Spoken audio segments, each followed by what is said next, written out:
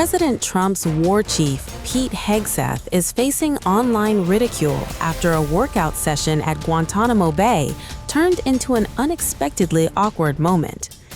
The U.S. Defense Secretary was filmed attempting to bench press alongside American service members during a recent visit to the military base.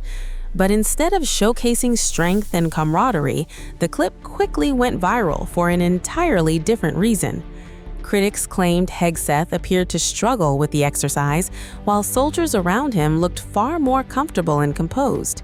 The video was reposted by the X account Republicans Against Trump with the caption, "What is Pete Hegseth doing?" Social media users wasted little time piling on. One critic wrote, quote, "The contrast between the soldiers around him looking elite and him struggling like a newborn deer is hilarious." Another said, quote, "Trying to crush his chest cavity because he is too weak to pretend to be able to bench press. How embarrassing." Another commenter took a more sarcastic approach, writing, quote, "Getting swole so he can lift Kash Patel when they do their dirty dancing routine at Freedom 250, followed by the hashtag time of your life." Even after a user posted what they described as the full video, critics argued it did little to improve the secretary's image, with some accusing him of performing incomplete repetitions before appearing visibly exhausted. The embarrassing workout clip comes during Hegseth's visit to Guantanamo Bay, a place that holds personal significance for the defense secretary. Hegseth served at the naval base nearly 2 decades ago and spent part of his latest trip speaking with service members during their morning physical training session. But the visit was also overshadowed by rising tensions between the United States and Cuba. During his trip, Hegseth issued a stark warning, saying it would be unwise for Cuba to pursue military capabilities that could threaten the base or the American homeland. But that's why we formed the America's Counter-Cartel Coalition.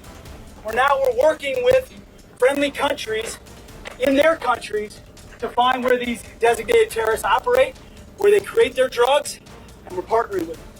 Sometimes we're doing it in the open so the world can know, and a lot of times we're doing it quietly. So we can work with those governments, hunt those designated terrorist organizations. In fact, there's some big news coming out of Venezuela very soon on that subject, because now we've got a partner there in Venezuela willing to work with us. You may have more of a partner in Colombia. You look at Ecuador, you look at Honduras, you look up and down. We're working more and more to get after that problem set.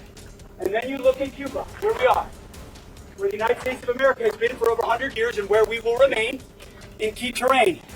And that government has decisions to make about what kind of reforms they want to pursue. It's not my job to make that decision for them. It's our job at the War Department to be prepared for whatever our Commander-in-Chief asks us to do on behalf of defending the American people. It would be unwise for the government of Cuba to try to procure or get access to the types of weapons that could reach this base or the American homeland. They would be inviting the kind of confrontation not only do they not want, but they could not stand. Hegseth did not provide details about the type of weaponry he believes Cuba may be seeking. Guantanamo Bay remains one of America's most strategically important installations in the Caribbean. The base is home to around 3,000 military personnel and also houses the Guantanamo Bay detention facility. But for many online, the headlines from Hegseth's trip had little to do with regional security. Instead, it was a workout session and a struggling bench press that ended up dominating the conversation.